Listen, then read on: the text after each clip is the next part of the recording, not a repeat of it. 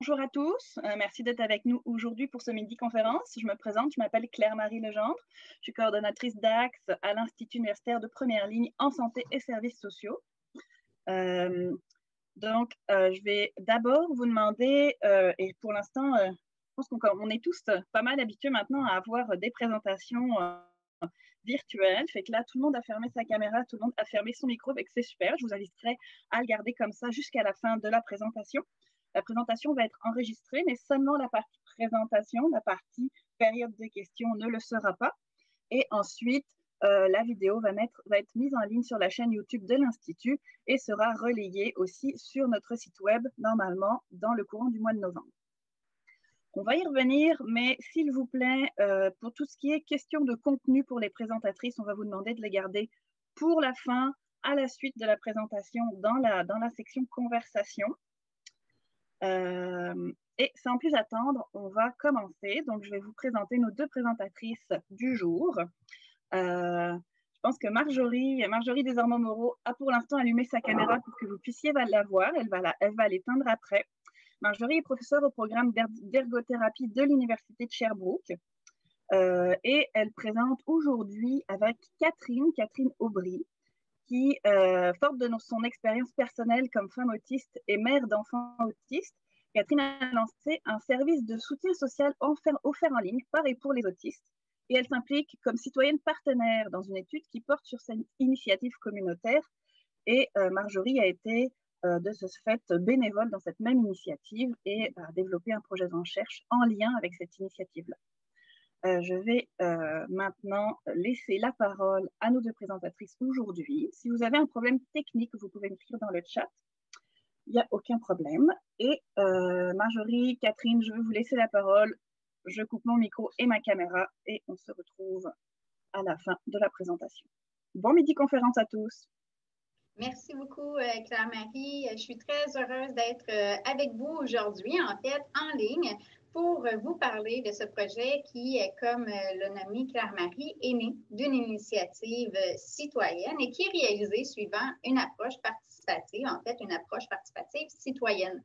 Donc, pour la suite de la présentation, comme Claire-Marie l'a mentionné, je vais arrêter ma caméra, ce qui fait en sorte qu'il va y avoir moins de stimulation visuelle pendant la présentation et vous pourrez vous concentrer là, sur le contenu. Donc, je laisse la parole à Catherine pour se présenter.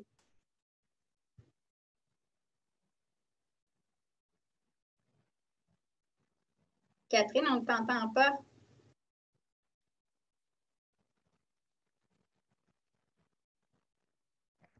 Est-ce que vous m'entendez maintenant? Oui, c'est parfait. Oh, excusez, j'ai dû accrocher un bouton. Donc, je disais bonjour à tous. C'est mon premier midi conférence, donc je suis un petit peu nerveuse. Je suis honorée de faire partie de cette rencontre croisement des savoirs et partenariats citoyens. Je pense que cette rencontre va nous amener à aller vers le futur de la recherche et aussi le futur de la construction et mise en place de projets dans les services sociaux et en santé également. N'hésitez pas à poser des questions pour approfondir les différents points. Je vous suggère de les noter pour la fin de la rencontre.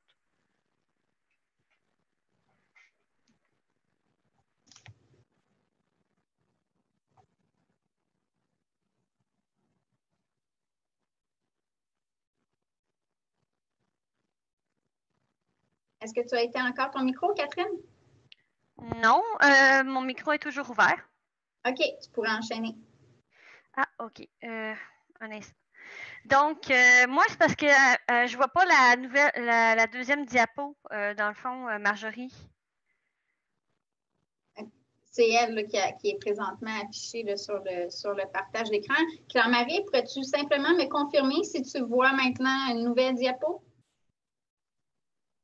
Oui, je vois la diapositive où il y a écrit « Rien sur nous sans nous ». Ah, OK. Moi, je la voyais pas. Désolée. Donc, le slogan « Rien sur nous sans nous » traduit l'idée qu'on peut prendre des décisions ou formuler des recommandations avec la pleine participation des membres et des groupes de personnes visées. Ce slogan résonne au sein de la communauté autiste comme d'autres groupes marginalisés. Le projet dont on vous parle ce midi se veut respectueux de cette revendication. Le partenariat reconnaît la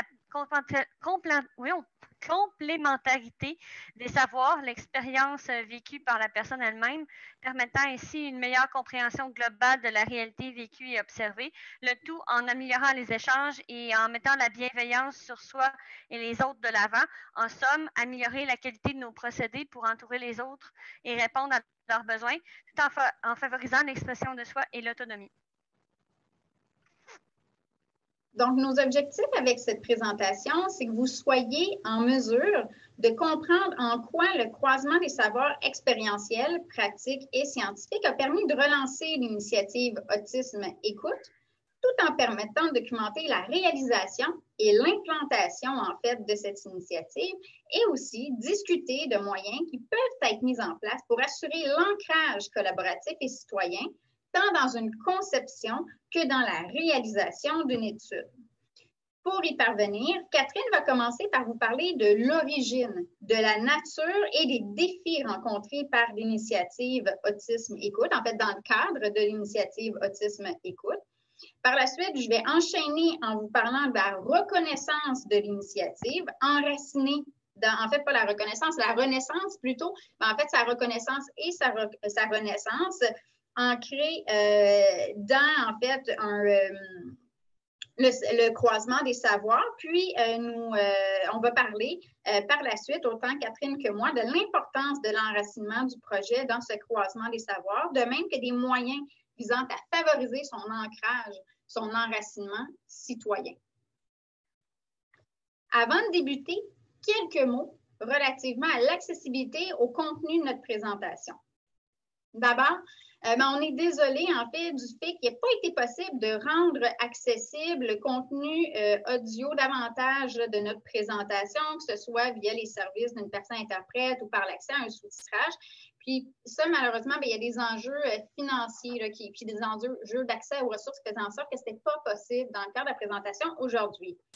Par contre, sachez que l'enregistrement de la présentation, comme l'a nommé Claire-Marie, va prochainement être disponible à partir du site, en fait, de l'Institut. Elle va être hébergée sur YouTube. Et YouTube, c'est une plateforme qui offre un certain sous-titrage automatisé. Donc, s'il y a des enjeux d'accès au contenu audio, à ce moment-là, ça sera possible d'y avoir accès minimalement via cette modalité, ce qui pourrait contribuer à l'accès à la présentation. Aussi, on n'a pas été en mesure de vous transmettre à l'avance le soutien visuel, en fait, le diaporama qu'on présente. Par contre, si vous regardez dans le clavardage, vous pourrez voir qu'au tout début, où on a ouvert la rencontre pour aujourd'hui dans Zoom, j'ai inséré le lien qui peut vous permettre d'accéder et de télécharger le PowerPoint. Il va rester disponible, donc vous pourrez y accéder même par la suite également. Donc, pour les gens pour qui c'est facilitant d'avoir le contenu visuel à proximité, c'est possible d'y accéder dès maintenant et il va demeurer accessible par la suite. Finalement, pour permettre aux personnes qui, peut-être parmi vous, recourent à un logiciel de synthèse vocale de bien suivre, je vous inviterai à ne pas utiliser le clavardage pendant que Catherine et moi parlons, sauf s'il y a un problème technique qui nécessiterait une intervention ou un ajustement immédiat. En évitant de faire ça, ça va permettre aux personnes concernées, donc celles qui utilisent peut-être un logiciel de synthèse vocale, d'avoir accès en fait à ce qu'on est en train de dire, Catherine et moi, plutôt que d'entendre en cacophonie en arrière-plan ce qu'on dit, donc quand on parle, et le contenu des commentaires, des questions qui seraient rédigés dans le clavalage, qui seraient transmises en fait et qui seraient lues par leur logiciel de synthèse vocale justement. Donc, ça rendrait très difficile pour ces gens-là d'accéder à ce dont on parle.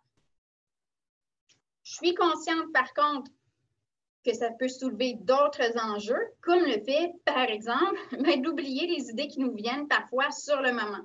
Pour éviter ça, on vous suggère, on vous invite à garder trace de vos questions, de vos commentaires dans un document adjacent, que ce soit dans un bloc-notes, dans OneNote, dans Word ou avec un bon vieux papier crayon, et attendre pour les poser lors de la période de questions à la fin de la présentation, comme Catherine et Claire-Marie vous l'ont nommé en début de présentation.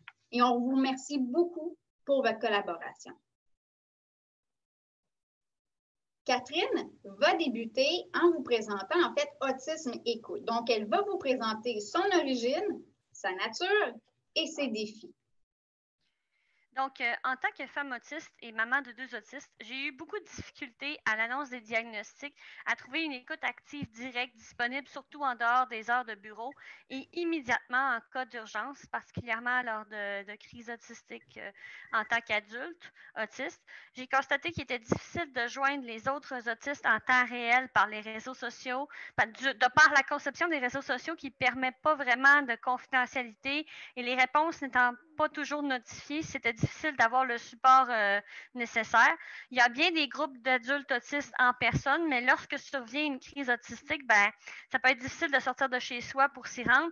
Et en plus, dans un contexte de la personne de la socialisation et l'utilisation du langage peut être plus difficile, ce qui limite la participation au groupe en personne. C'est d'autant plus un enjeu important avec la pandémie actuelle qui ne permet pas des contacts réels ou très peu.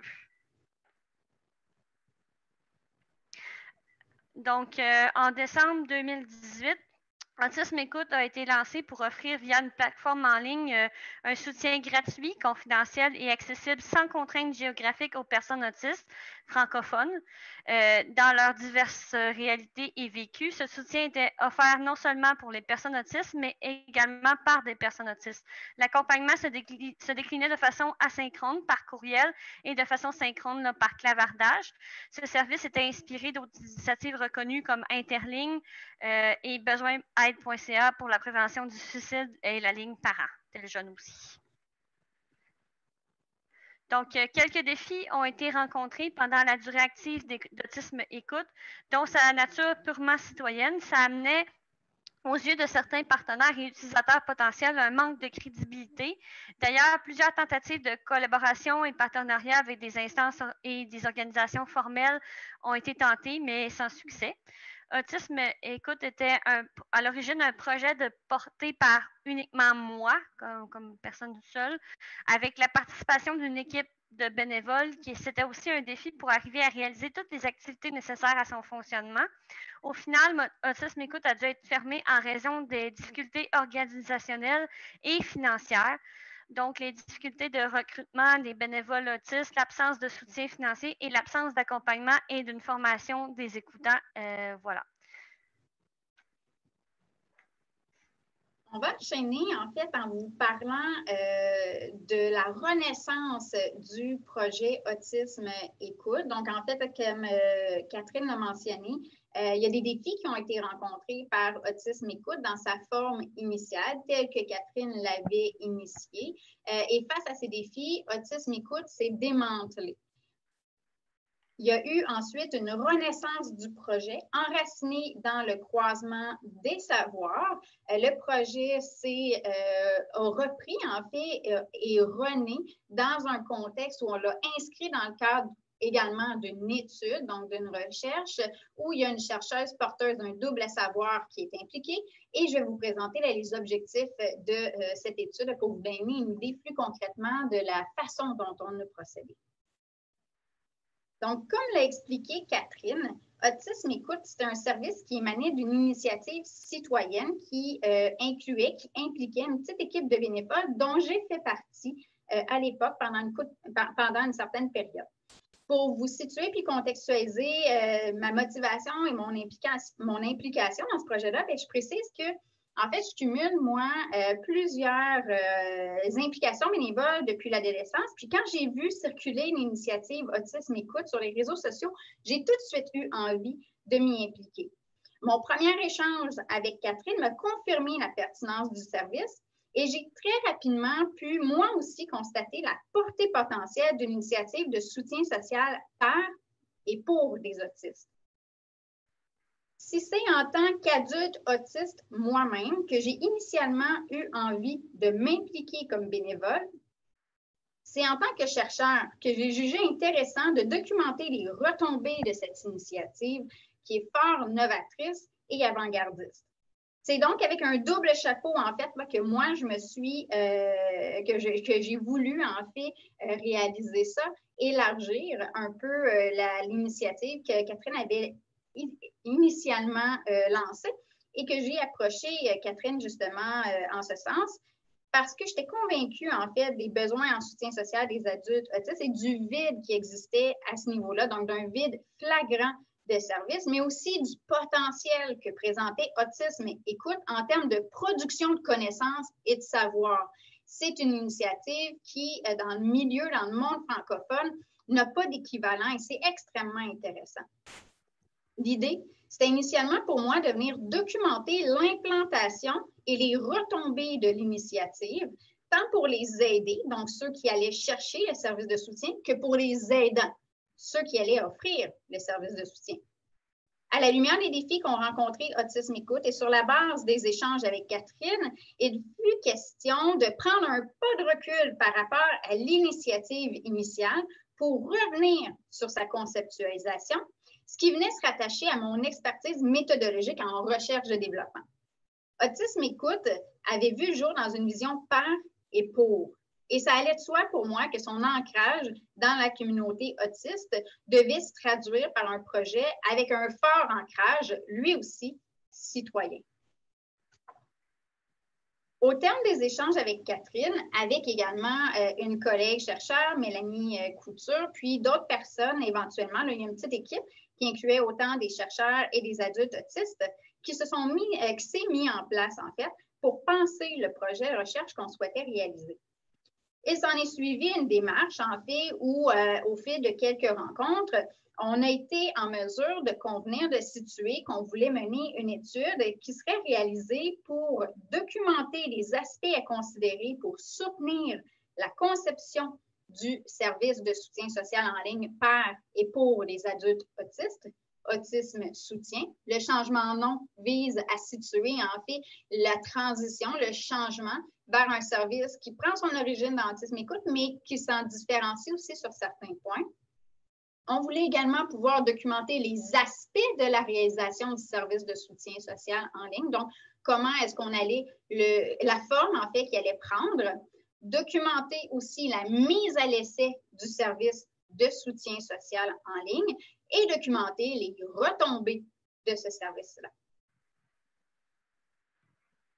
Ici, maintenant, Catherine va enchaîner en vous présentant l'importance d'inscrire, en fait, c'est moi qui vais enchaîner en vous présentant l'importance d'inscrire l'étude dans une approche citoyenne, et ensuite, Catherine va enchaîner en vous présentant la part des savoirs scientifiques et la part des savoirs expérientiels.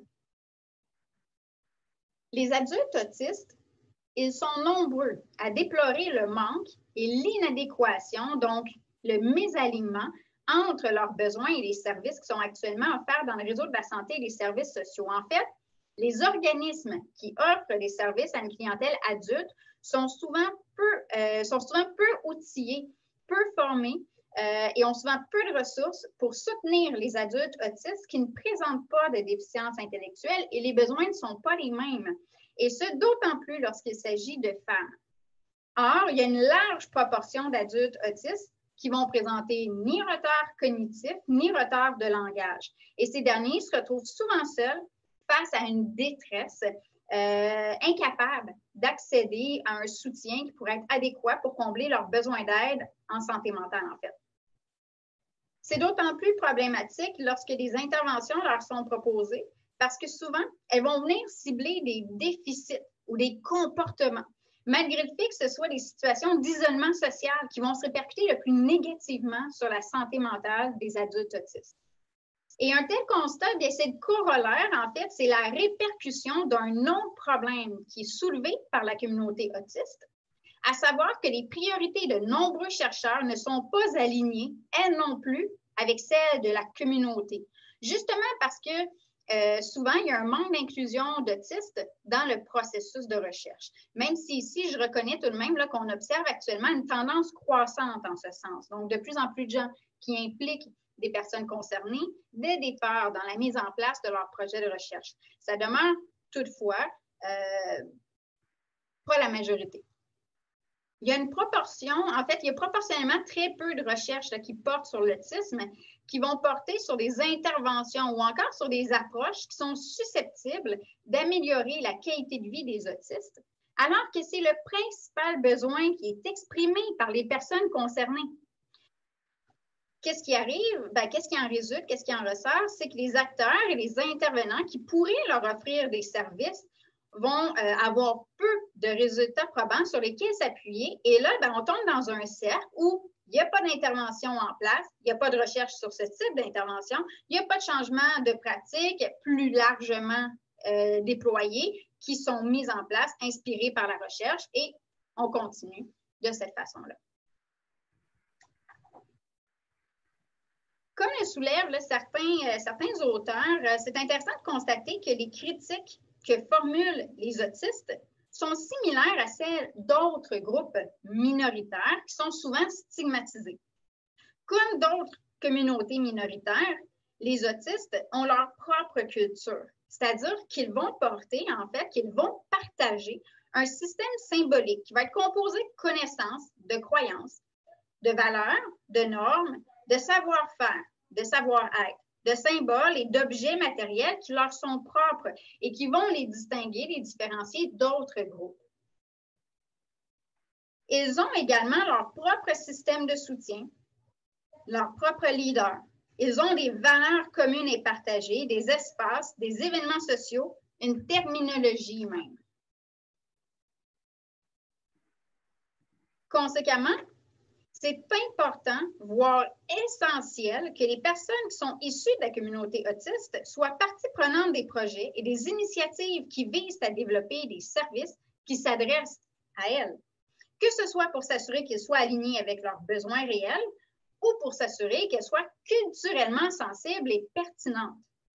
Pour la même raison, c'est essentiel que les personnes issues de la communauté autiste soient partie prenante des études qui visent à documenter les services ou encore une réalité qui les concerne pour s'assurer que la recherche soit pensée et déployée dans une perspective d'autonomisation, donc d'empowerment versus centrée sur le déficit, pour s'assurer que les protocoles prennent bien en considération plutôt la manière dont les autistes communiquent et interprètent le langage, à défaut de quoi on risque d'obtenir des données qui vont être non valides et les résultats qui vont en découler vont l'être tout autant. Et aussi pour s'assurer que les résultats soient interprétés en les situant dans le contexte culturel propre à la communauté autiste. Donc, les savoirs scientifiques ont un apport et une contribution importante dans la réalisation du projet. Ils permettent notamment de porter un regard sur les aspects qui ont bien fonctionné, comme j'ai parlé, et ceux qui ont moins bien fonctionné. De systématiser la démarche de conception du service de soutien, en revisiter les besoins des utilisateurs potentiels et en revoir la nature du service à offrir, par exemple, parents neurotypiques d'enfants autistes versus adultes autistes. Le projet Autisme Écoute ayant été ouvert pour les deux types de clientèle au départ, le site Internet versus le clavardage.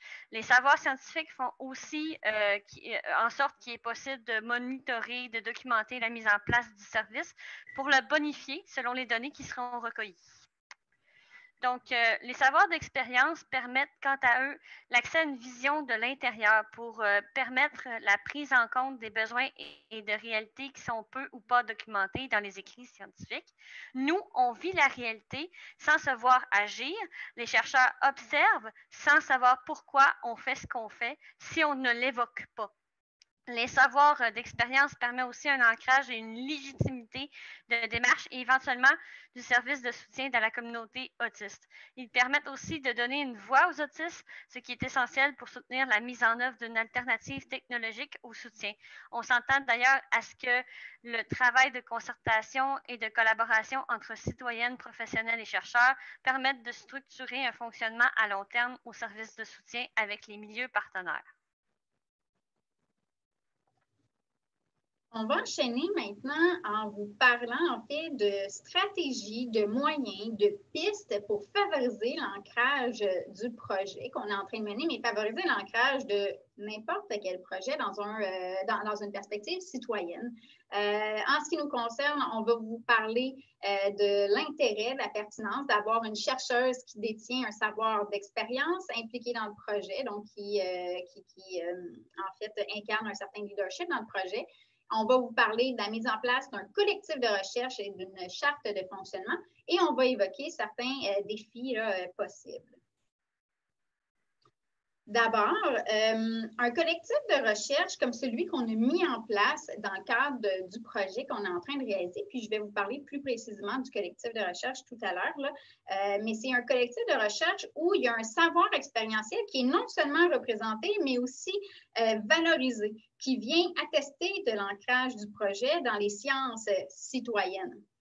En fait, la co-construction qu'on veut mettre en place, qu'on veut favoriser, vise à soutenir et favoriser l'autodétermination des personnes autistes, et ça, non seulement, en fait, à travers l'implication de citoyens et de citoyennes, mais aussi par le leadership du savoir scientifique qui est assumé par une chercheure autiste, ici étant moi-même, en collaboration avec des collègues chercheurs non autistes.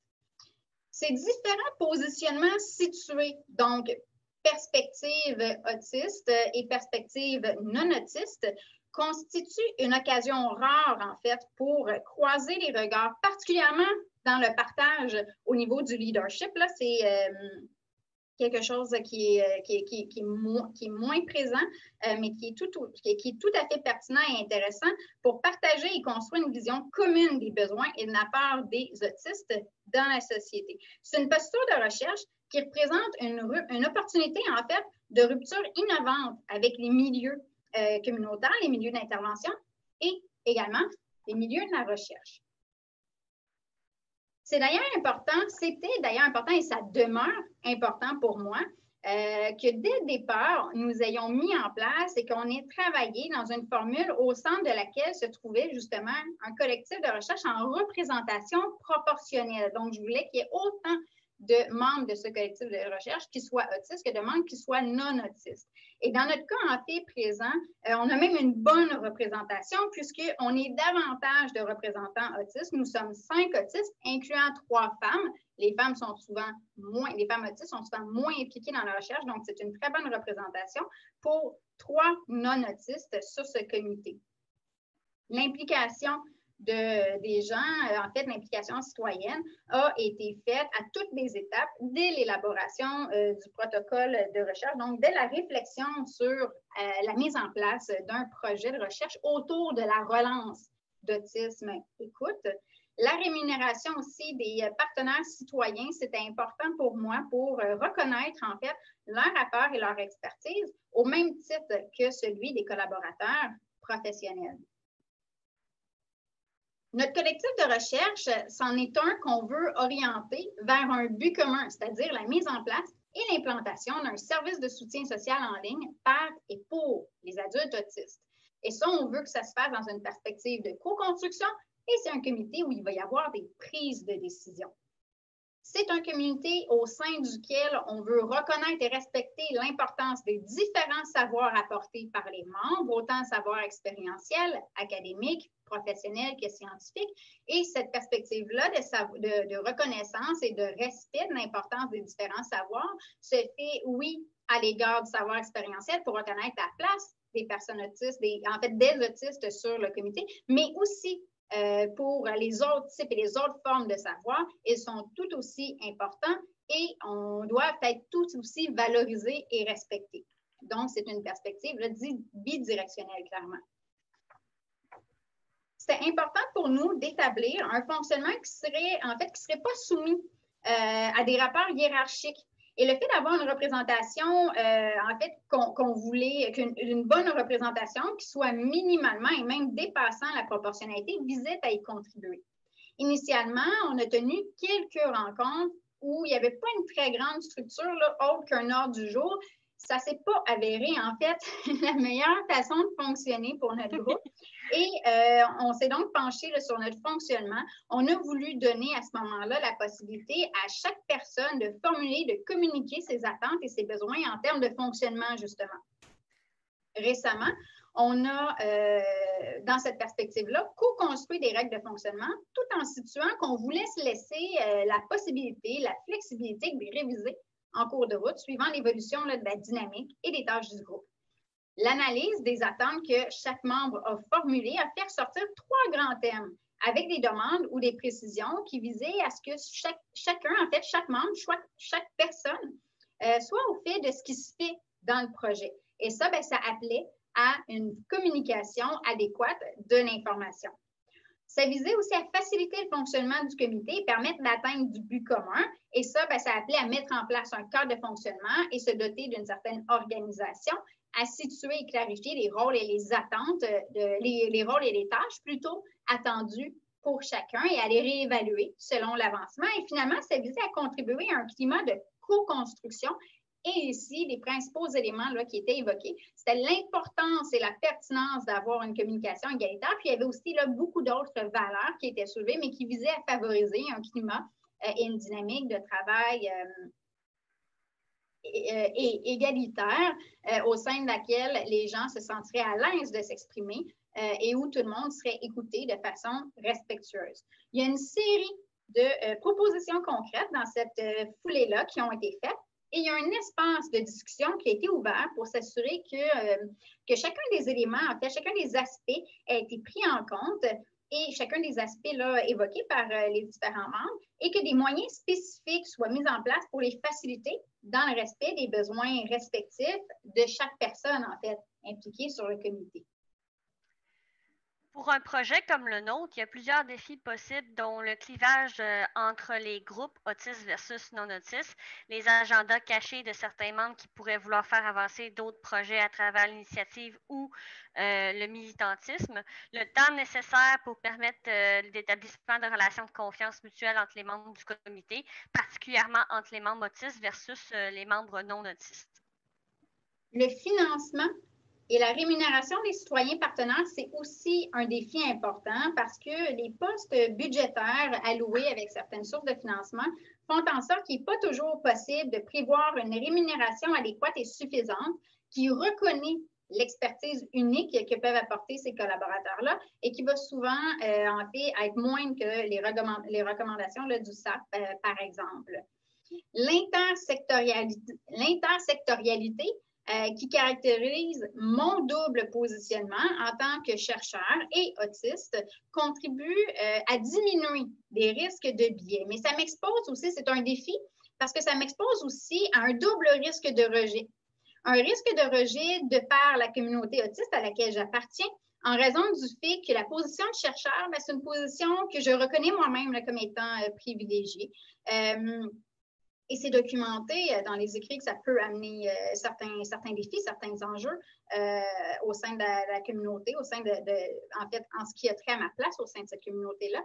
Et d'autre part, aussi, un risque de rejet au sein de la communauté académique lié à des injustices. Oui, pardon, je viens d'échapper mon pointeur, donc je ne sais pas si vous avez entendu ça en écho derrière vous, désolée.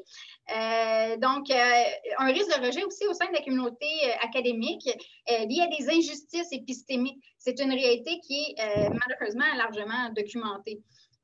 Comme le soulignent certains, en fait, il y a certains, comme le soulignent, comme l'évoquent certains autres auteurs, là, il y a un tel positionnement. C'est un acte politique qui, pour moi, en fait, était important parce qu'il pourra contribuer, c'est ma perspective, à un changement tant au sein de la communauté scientifique, au sein de la communauté autiste et au sein de la collectivité de la société en général. Donc, est-ce qu'on le voit à l'écran, la présentation Oui. de notre société a besoin de talents un peu bizarres. Donc, c'est Joseph Skovanec, c'est une citation. Il est autiste Asperger, docteur en philosophie, diplômé de Sciences Po, chercheur à l'Université de Bucarest. Donc, moi, j'ai vraiment toujours aimé une approche inclusive dans la société, mais il ne suffit pas de faire de la place. Il faut également avoir la possibilité d'apporter quelque chose comme les autres personnes qui ne sont pas autistes, par exemple. Je pense que M. Skovanec touche un point important de la société du futur. Nous avons besoin pour la société et particulièrement pour ce projet de co-construire ensemble. Nous devons utiliser toutes les capacités et tous les talents pour avancer. Donc, sur cette belle citation, on vous remercie pour votre écoute. On remercie en fait la Fondation Vité pour le financement qui nous a été octroyé pour réaliser ce projet, donc le projet de la mise en place d'un service de soutien en ligne par et pour les adultes autistes.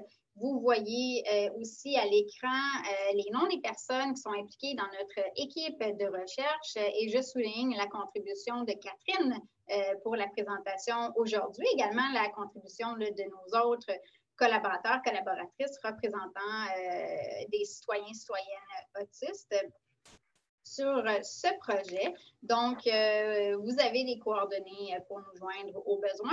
Puis, on serait prêt pour la période de questions pour enchaîner. Donc, je vous remercie grandement